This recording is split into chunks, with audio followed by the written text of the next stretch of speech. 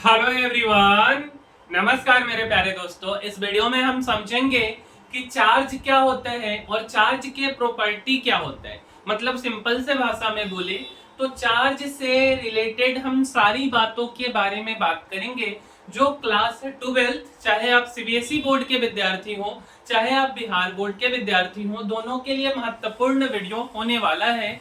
अगर आप charge topic के बारे में समझना चाहते हो तो मेरे भाई, चार्ज की अगर हम बात करना चाहें, ठीक है, तो चार्ज को हम कैपिटल क्यू या स्मॉल क्यू से रिप्रेजेंट करते हैं। क्या हमने बोला मेरे भाई कि अगर हमें चार्ज को लिखना हो तो हम कैपिटल क्यू या स्मॉल क्यू से रिप्रेजेंट करते हैं। लेट अस सपोज मेरे भाई, यह ना एक न्यूट्रल बॉडी है। आपको यह क्या दिख रहा है भाई? तो यह आपको दिख रहा है, आप बोल सकते हो यह एक बॉडी है, या आपको अगर बोला जाए तो आप बोलोगे कि यह एक बॉल दिख रहा है ना। तो यह जो बॉल है, मान के चलो कि इसके ऊपर कोई चार्ज नहीं है, न्यूट्रल है। एक और बॉल ले लेते हैं, यह भी न्यूट्रल है, ठीक है। अब क्या होता है कि न्यूट्रल का मतलब होता है कि नंबर ऑफ इलेक्ट्रॉन बराबर है नंबर ऑफ प्रोटॉन के, ठीक है। मतलब नेगेटिव चार्ज और पॉजिटिव चार्ज बराबर है। अगर दोनों बराबर नहीं होगा तो फिर वह न्यूट्रल नहीं होगा, है ना। अब क्या होता है कि इस बॉल में से एक इलेक्ट्रॉन को इधर भेज देते, इस बॉल में से एक इलेक्ट्रॉन को इधर भेज देते किसी भी माध्यम से। मुझे नहीं पता किस माध्यम से, लेकिन किसी माध्यम से इलेक्ट्रॉन को भेज देते। अब क्या होता है, इलेक्ट्रॉन को भेजने के बाद जो यहाँ देता है वह हो जाता है पॉजिटिव और जो लेता है वह हो जाता है नेगेटिव। अब यह ऑब्जेक्ट या बॉडी या बॉल हो गया पॉजिटिव चार्ज और यह वाला बॉडी या ऑब्जेक्ट या बॉल हो गया नेगेटिव चार्ज। क्लियर है क्या यह बात? मेरे समझ से क्लियर होना चाहिए। तो इस बॉल के ऊपर आ गया प्लस क्यू चार्ज और इस बॉल के ऊपर आ गया माइनस क्यू चार्ज। दूसरा बात कि जो इलेक्ट्रॉन होता है वह ट्रांसफर होता है हमेशा इंटीजर के फॉर्म में। मींस या तो एक ट्रांसफर होगा या दो होगा या 10 होगा। -5 -10 फ्रैक्शन में नहीं होगा। आधा इलेक्ट्रॉन कभी ट्रांसफर नहीं होगा, 1.5 इलेक्ट्रॉन कभी ट्रांसफर नहीं होगा, फ्रैक्शन में नहीं ट्रांसफर होता है। तो उसी के बारे में बात करते हैं कि Q इक्वल टू हुआ कि किसी बॉडी के ऊपर चार्ज कितना है। अब अगर हमसे Q के संख्या के बारे में पूछा जाए कि Q का संख्या कितना है मेरे भाई, तो Q का जो संख्या है हमेशा वह एक नंबर होगा, ठीक है। तो Q इक्वल टू बोला जाता है Ne। अब चार्ज किसी बॉडी पे पॉजिटिव भी हो सकता है और चार्ज किसी बॉडी पे निगेटिव भी हो सकता है। इसीलिए लिखा जाता है कि चार्ज ऑन अ बॉडी में बी पॉजिटिव और में बी नेगेटिव। मतलब Q बराबर प्लस माइनस Ne। तो हमने यहाँ लिखा Q बराबर प्लस माइनस Ne। अब बात आते हैं कि यहाँ जो N है, इस N का क्या मतलब हुआ? तो N का मतलब हुआ नंबर ऑफ इलेक्ट्रॉन ट्रांसफर। अब नंबर ऑफ इलेक्ट्रॉन ट्रांसफर हमने आपको क्या बताया कि हमेशा वह 1 2 3 4 5 6 कुछ ऐसा होगा। क्या 1.5 हो सकता है? नहीं। क्या 2.5 हो सकता है? नहीं। 5.5 इलेक्ट्रॉन जा सकता है? नहीं, ठीक है।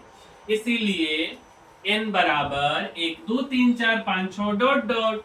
क्या n बराबर 1.5? नहीं। n not equal to 2.6। e का वैल्यू क्या होगा? तो 1.602 इंटू 10 के पावर -19 कूलम्ब। सिंप्लीफिकेशन के लिए 1.6 भी लिख सकते। अब बात आता है कि हम यार प्लस माइनस नहीं समझे, थोड़ा सा इसको और विस्तार से बता दीजिए।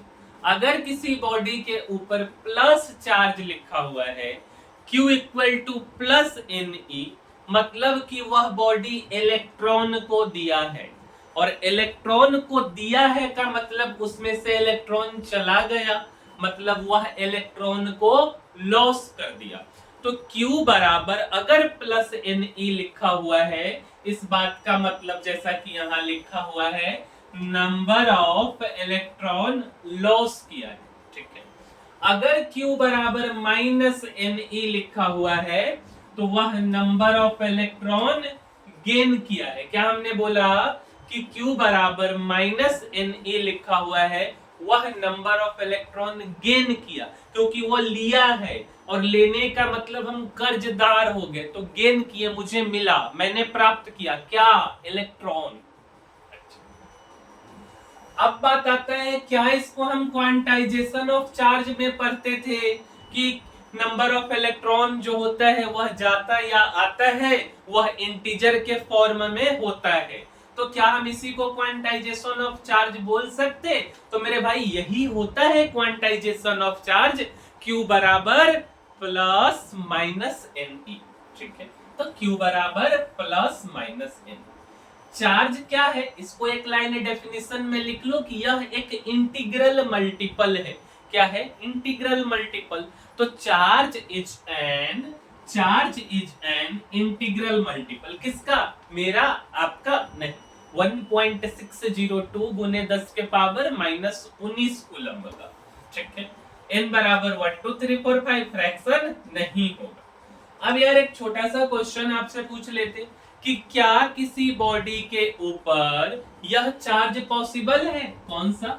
7 गुना 2 गुने 10 के पावर -19 कूलम। बता दीजिए आप, यह ट्रू है कि फॉल्स है? फॉर्मूला लगा लीजिए, Q बराबर Ne। जब यह फॉर्मूला लगाएंगे तो चार्ज इतना है, n पता नहीं और E का वैल्यू आपको पता है। अगर n इंटीजर आया तो हो सकता है, फ्रैक्शन या डेसिमल में आया तो नहीं हो सकता। तो 10 के पावर 19, 10 के पावर 19 कट गया। n बराबर 7 गुना 2 भागा 1 गुना 6, मतलब हम बोल सकते यह डेसिमल उड़ा तो 10 ऊपर और यह वाला डेसिमल उड़ा तो 10 नीचे कट गया, ये बच गया 72/16। तो 72/16 होता है 4.5, 4.5 का मतलब हो गया फ्रैक्शन। तो फ्रैक्शन हो गया तो क्या यह पॉसिबल है कि किसी बॉडी पर इतना चार्ज हो जाए? आंसर है नहीं पॉसिबल। ठीक है, तो हम बोल देंगे कि फॉल्स स्टेटमेंट। अगला क्वेश्चन है आपके लिए कि क्या किसी बॉडी के ऊपर 7 गुना 2 कूलम्ब चार्ज होगा? बताना है ट्रू और फॉल्स। तो यह आप बताओगे और इस वीडियो में हम यहीं पे समाप्त करेंगे। प्रॉपर्टी ऑफ चार्ज इसके बाद वाले वीडियो में आएगा, जहां एक क्वांटाइजेशन के बारे में हमने डिस्कस कर दिया। और अगर आपको यह क्वेश्चन का आंसर आता है तो आप बताओ। और यार अगर आपको वीडियो पसंद आता है तो इसको लाइक, शेयर और सब्सक्राइब जरूर करो। मिलते हैं अगले वीडियो में, तब तक के लिए धन्यवाद।